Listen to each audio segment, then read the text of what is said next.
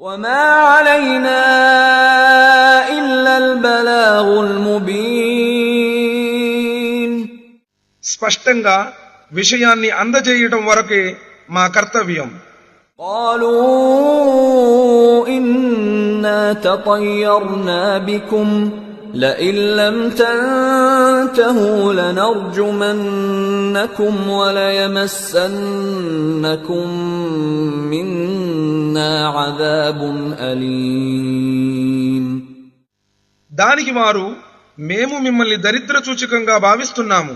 మీరు గనక ఈ పనిని మానుకోకపోతే మేము మిమ్మల్ని రాళ్లతో కొట్టి చంపేస్తాము.